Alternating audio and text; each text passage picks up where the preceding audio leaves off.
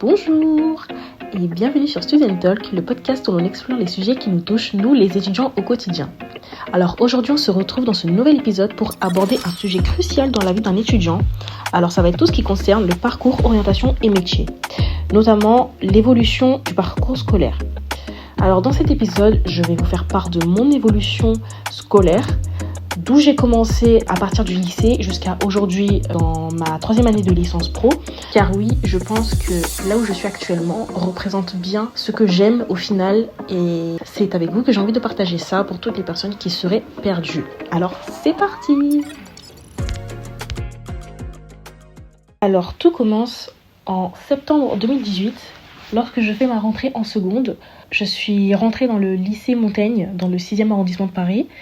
Alors c'est un lycée pas prestigieux je dirais, mais assez bien classé on va dire, avec notamment un bon niveau en général et de très bonnes attentes de la part des professeurs. Donc c'était un lycée dans lequel j'avais le choix de faire une option 3e langue. Donc ce que j'ai fait une option 3e langue dans le lycée Louis-le-Grand. Donc Louis-le-Grand c'est l'un des lycées assez prestigieux dans Paris. Donc j'ai eu la chance d'entrer dans cet établissement, mais c'était juste pour faire une autre 3e langue. Mais déjà, à partir de là, je savais déjà que j'aimais bien apprendre plusieurs langues. Et là, ça m'en faisait une 3e, aujourd'hui que j'ai un peu oublié. Mais voilà, j'ai pu découvrir une 3e langue. Donc on va dire que cette première année a été vraiment basée sur l'entrée au lycée, la découverte d'autres options, etc. Malheureusement, en première et terminale, j'ai changé de lycée parce que les attentes étaient trop élevées pour mon niveau dans ce lycée-là à Montaigne. Donc je suis partie au lycée Jacques Monod. C'est un lycée technologique dans lequel j'ai fait l'option ST2S, donc sciences sanitaires et sociales. Alors les métiers du sanitaire et du social de base ne m'intéressaient pas tellement.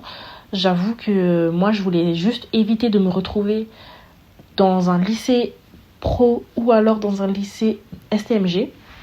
Parce que peut-être à l'époque j'avais certains a priori sur les lycées pro et les lycées technologiques, mais je savais déjà que tout ce qui concernait la STMG ne m'intéressait pas tellement. Donc, et étant donné que les autres filières des lycées technologiques étaient très scientifiques ou alors un peu trop marketing, j'ai préféré me tourner en ST2S. Donc j'ai appris à peu près tout ce qui est sur le corps humain, sur le monde social qui nous entoure, tout ce qui est en lien avec la santé, notamment aussi tout ce qui est chimique, donc tout ce qu'on peut étudier dans un laboratoire. Et de là, j'ai eu la volonté de poursuivre un BTS en métier de l'esthétique comestique parfumerie, option cosmétologie. Parce que lorsque j'étais en première et terminale, je ne savais absolument pas quoi faire et je voulais chercher un métier qui était en lien avec cette formation-là, enfin cette filière-là. Du coup, je me suis tournée vers ça. Mais au final, arrivée sur Parcoursup, 2 ans après l'obtention de mon BTS, j'ai été acceptée seulement en BTS tourisme. Je me rappelle que j'avais candidaté à des BTS NDRC, à des BTS communication, tout ce qui était en lien avec le marketing, la relation client, la communication, etc. Vraiment tout ce qui est en lien avec le contact avec le client. Et au final, étant donné que ce sont des formations que tout le monde veut faire, la liste d'attente était très très longue. Il y avait pour une école par exemple 30 places avec ça pouvait aller jusqu'à 6000 demandes, et moi dans cette longue liste je me trouvais à la 4000e demande. Donc au final j'avais pas de chance d'être prise. Donc je me suis tournée vers le BTS tourisme. C'était un BTS auquel je n'avais jamais entendu parler. Donc j'ai candidaté à ce BTS là. Alors j'ai candidaté à 2 écoles. Donc c'était le lycée René Offray, dans lequel j'ai été acceptée à Clichy. Il me semble que c'était l'école de commerce à l'ENC Bessières, qui est à Porte de Clichy. Donc c'était au lycée René Offray où j'ai été sélectionnée pour faire ces 2 ans de BTS tourisme. Alors comment j'ai vécu ce BTS au final qui n'était pas ma priorité, qui n'était pas ce que je voulais faire en premier.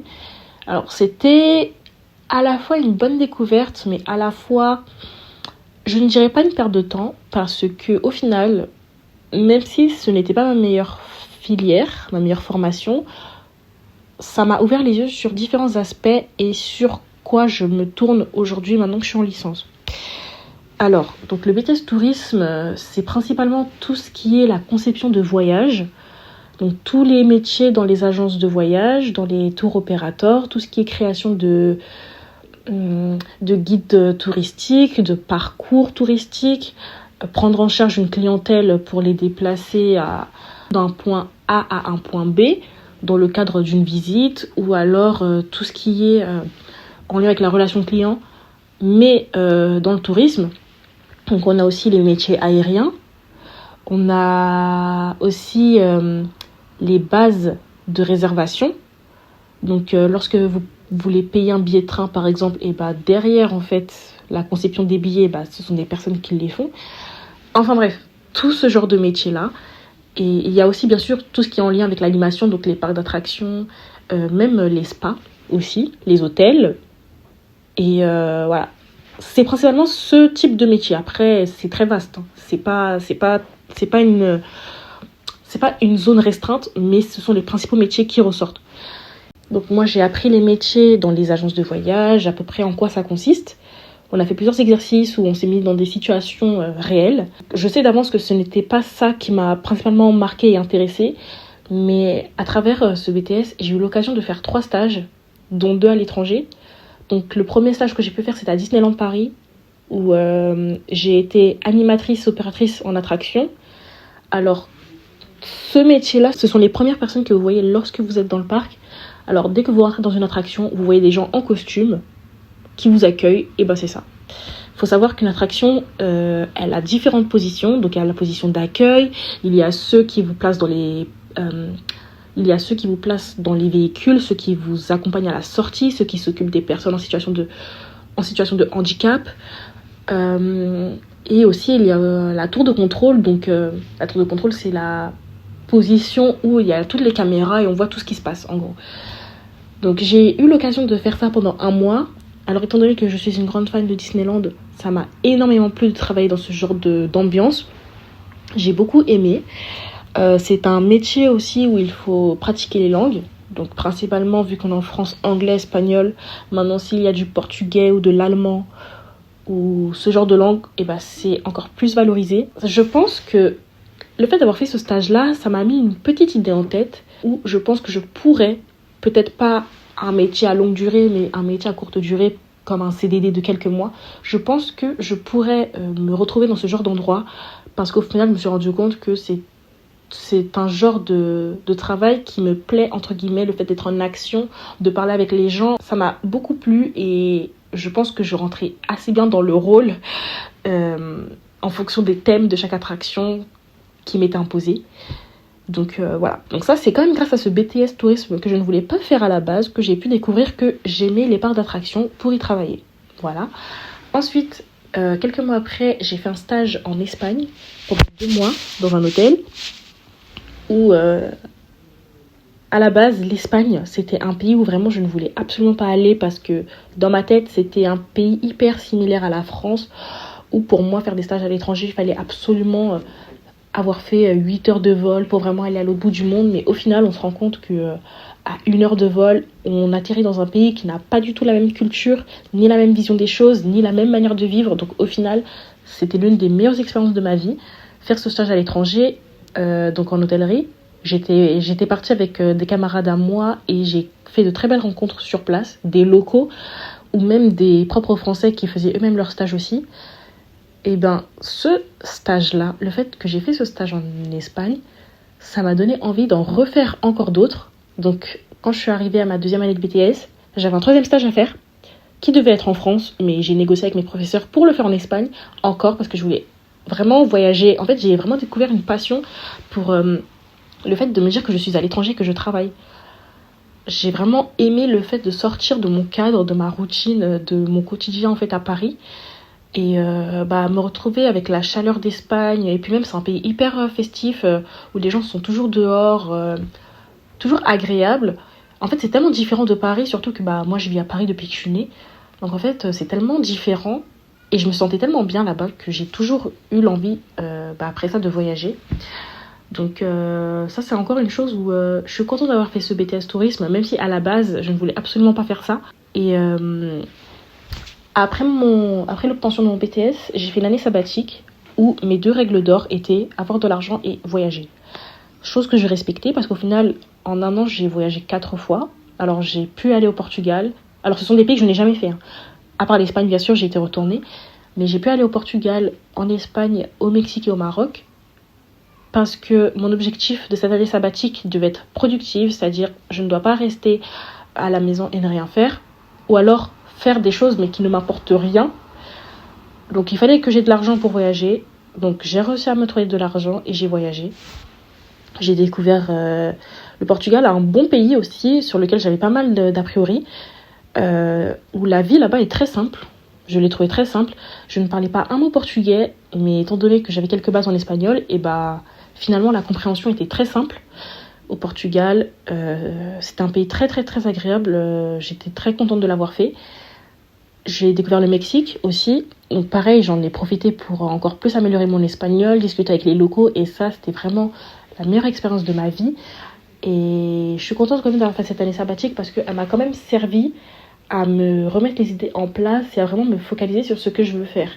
Et ça, c'est notamment grâce à mon BTS tourisme. Parce que sans ce BTS tourisme-là, si j'avais fini dans tout ce qui est produits esthétiques que je voulais faire après mon bac ST2S, et ben, au final, je n'aurais jamais eu ces expériences, je pense, que je ne les aurais jamais eues. Donc au final, c'est comme si, malheureusement, comme on ne contrôle pas tout, malheureusement, on se retrouve dans un endroit qui ne nous convient pas, où on pense que cela ne nous convient pas, mais au final, c'est dans cet endroit-là qu'on se découvre une nouvelle version de nous-mêmes, ou alors on découvre au final que bah, c'était notre place dès le début.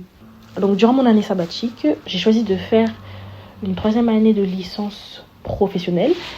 Donc je me suis inscrite à l'université de Cergy, Paris, pour faire la licence pro management du tourisme international parce que c'était une licence dans laquelle il y avait un stage à la clé de 5 mois. Et étant donné que maintenant que j'ai l'envie de voyager, j'ai fait certaines recherches sur certains voyages linguistiques de 6 mois minimum. J'ai trouvé certaines plateformes pour faire ce genre de voyage-là.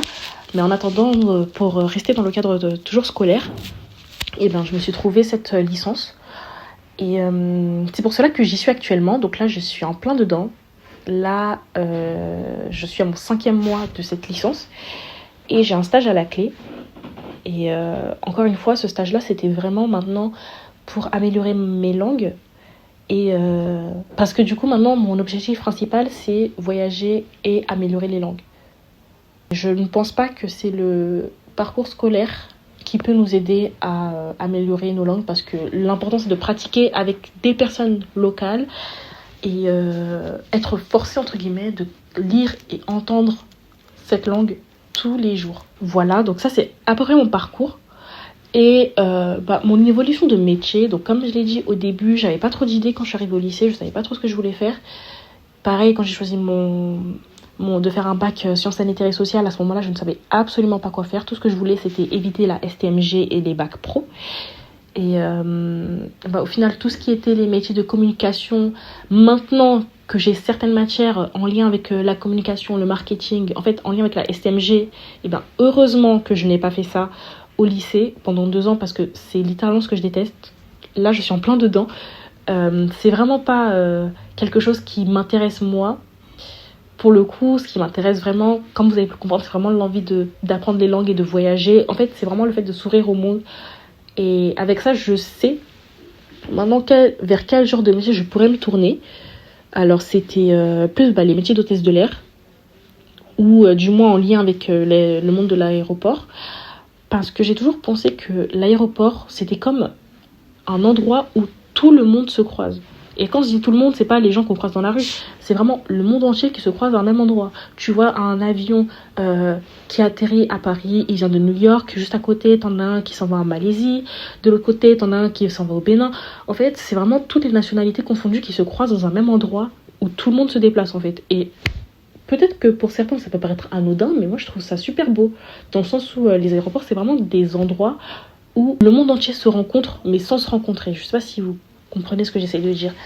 Mais en tout cas, toute cette réflexion-là que j'ai eue depuis mon année sabbatique, ou du moins depuis la fin de mon BTS, Et bah, c'est vraiment grâce au fait d'avoir pu faire mon BTS que j'ai pu avoir toutes ces idées-là et au moins je sais vers quoi j'aimerais me tourner. Donc là, j'ai raconté mon parcours scolaire, mes choix d'orientation, mais du coup, la conclusion, c'était surtout pour vous dire aux personnes qui se trouvent dans la même situation dans laquelle je me trouvais il y a 5 ans, voire 6 ans, c'est que parfois, se laisser porter par le vent, au final, on atterrit dans un endroit qui nous correspond.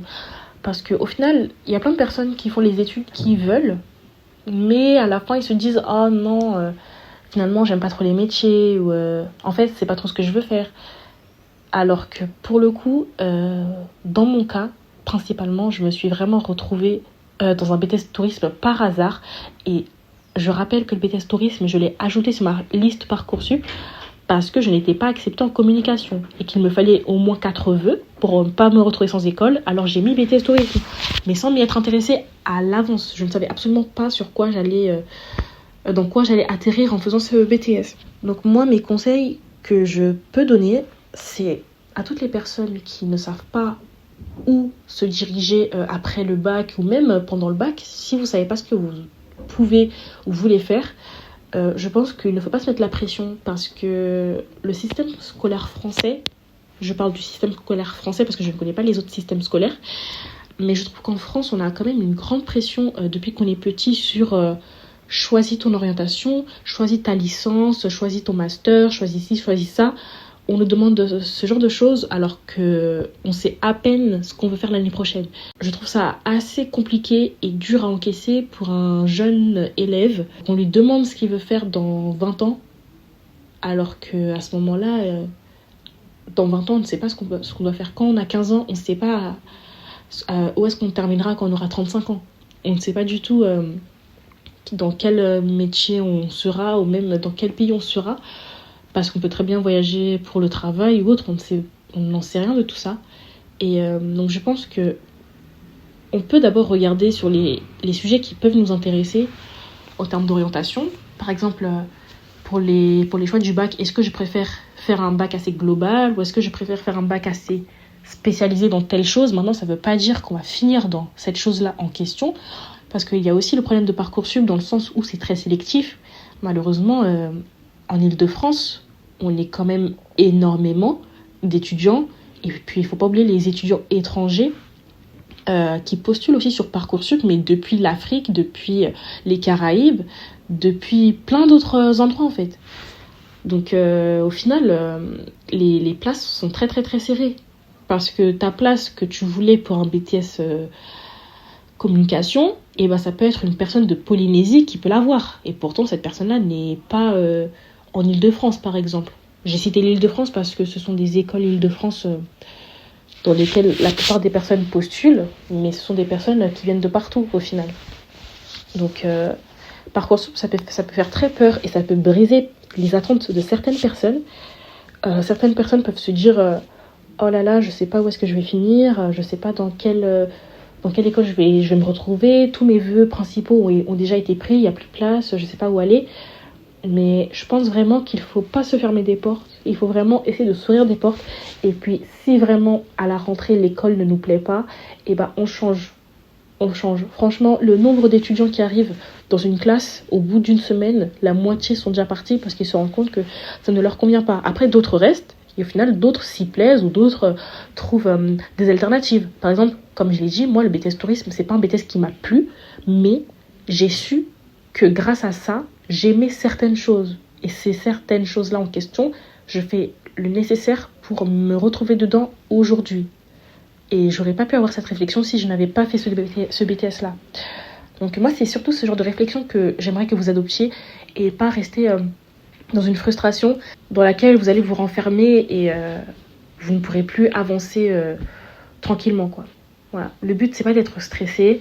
Et puis, je pense qu'on doit aussi se dire qu'on est jeune, qu'on a entre 15 ans et 25 ans. Et voilà, entre 15 ans et 25 ans, quand on arrive au lycée et à la fin de ses études, principalement à 25 ans, rien n'est sûr. Une personne qui sort d'un master, je donne un exemple, hein, mais une personne qui sort d'un master communication plus, ça ne veut pas forcément dire que juste après, il va travailler dans ce pourquoi il a fait ses études. Ça se trouve, il avait une autre idée en tête. Ça se trouve, il va travailler dans ce dans quoi il a étudié, mais au final, ça ne va pas le convaincre. Et il va se réorienter. Au final, on se réoriente à chaque fois. À chaque fois. Et chaque personne a son parcours. On n'a pas tous les mêmes parcours et on ne peut pas avoir tous les mêmes parcours. C'est pas parce que vos amis, ils trouvent rapidement des écoles et ils savent ce qu'ils veulent faire directement que vous êtes obligé d'avoir cette réflexion-là. Cette réflexion-là, c'est bien, mais il faut aussi se poser les bonnes questions de qu'est-ce que je veux faire, qu'est-ce qui me plaît, et vraiment savoir ce qu'il vous plaît. Et dans la mesure du possible, essayez de regarder ailleurs que dans votre zone de confort, c'est-à-dire regarder ailleurs qu'en France, par exemple, ou alors ailleurs que dans votre région, parce que les écoles ou les formations qu'il y a dans votre région, eh ben, ne représentent pas tout ce qu'il y a en fait comme étude à faire. Et ça se trouve, vous, votre étude, votre style d'étude, pardon, se trouve sûrement ailleurs, mais vous ne l'avez pas encore exploré parce que vous ne le connaissez pas. Je pourrais vous dire, comme ce que tout le monde dit, à aller dans les salons étudiants, mais au final, moi-même qui y suis allée, ça ne m'a pas vraiment aidée. Pour le coup, ça ne m'a pas vraiment aidée parce qu'à ce moment-là, comme j'ai pas eu ma réflexion que j'ai eue pendant mon année sabbatique, grâce à mes stages, bah, je ne pouvais pas savoir ce que je voulais faire directement. À chaque fois, on me posait la question, oui, qu'est-ce que tu aimerais faire, etc., etc. Mais au final, je n'ai jamais su répondre. Ou alors, j'étais assez frustrée, du coup, je disais certains métiers classiques, mais au final, je savais très bien que c'est pas la principale chose qui m'intéressait. Donc, je vous ai partagé mon expérience. J'espère que ça a pu vous éclairer sur la réflexion qu'il faudrait adopter dans ce genre de situation. Et encore une fois, je pense qu'on est jeunes et on est une génération, surtout nous, la génération Z, entre les fins 90 et début 2010, je pense que nous, on est une génération où on a envie de travailler dans un domaine qui nous plaît et ne pas suivre le parcours classique de l'étudiant et qui finit sa vie dans un bureau, comme ce que les générations passées ont plus l'habitude de faire entre guillemets. J'espère que ce podcast vous aura été utile, ou du moins qu'il permettra une réflexion. En tout cas, moi, ça m'a beaucoup plu d'en parler parce que c'est important quand même de savoir comment une personne a fait pour en arriver là où elle est, mais surtout par quoi elle est passée et si est-ce que dès le début, elle y a pensé à faire ce qu'elle fait aujourd'hui ou pas. Donc voilà. Et c'était Ashley sur Student Talk. À bientôt.